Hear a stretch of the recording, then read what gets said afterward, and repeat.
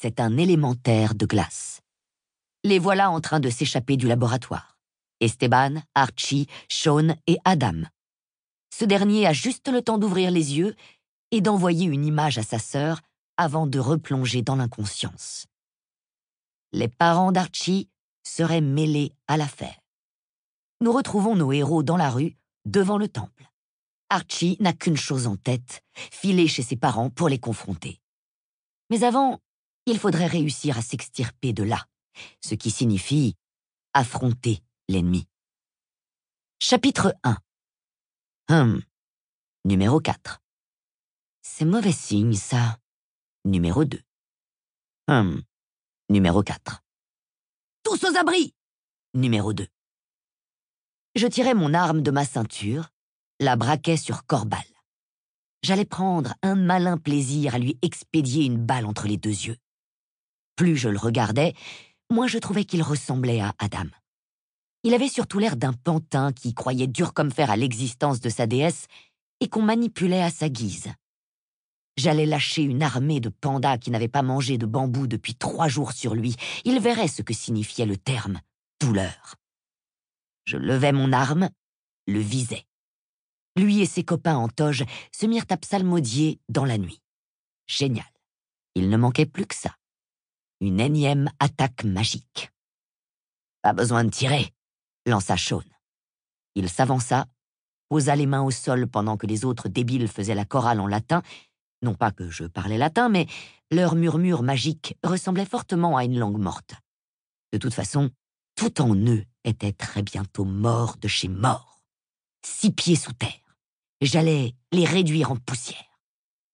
Je te jure que si tu enlèves à numéro 4 le plaisir de tirer dans le tas, tu vas le regretter, Shaun Clow, lâchai-je sur un ton menaçant.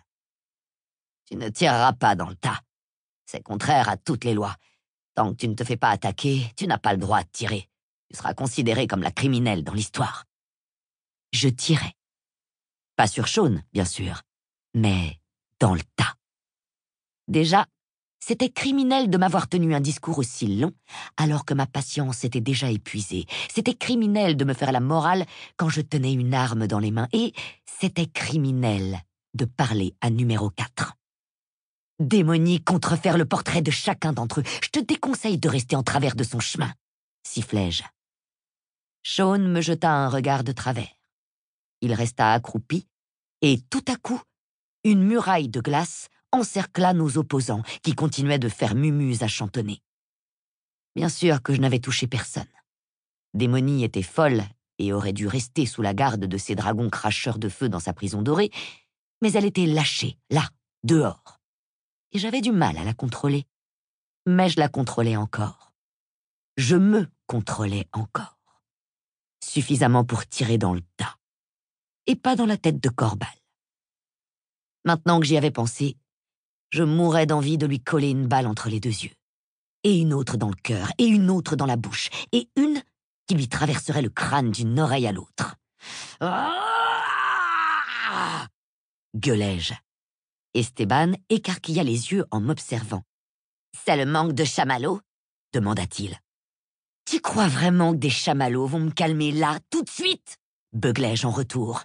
« Dis à Démonie que je ne l'aime pas » rétorqua-t-il.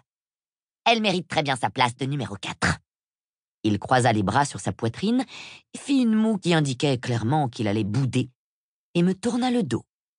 Mon meilleur ami dans toute sa splendeur.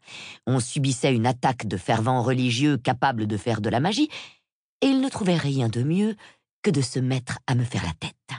« Hé, toi !» m'écriai-je en m'attaquant à Shaun cette fois. « Qu'est-ce que t'as pas compris dans le fait qu'il fallait pas m'enlever mon petit plaisir de leur bousiller leur joli minois ?» Shaun posa les mains sur ses hanches et m'observa avec un sourire en coin. « De rien ?» répondit-il. « De rien? De rien? Vraiment ?» ?»« Tout à fait. On en reparlera quand Démonie aura disparu de la surface. » Un trou se forma dans la barrière de glace de Shaun.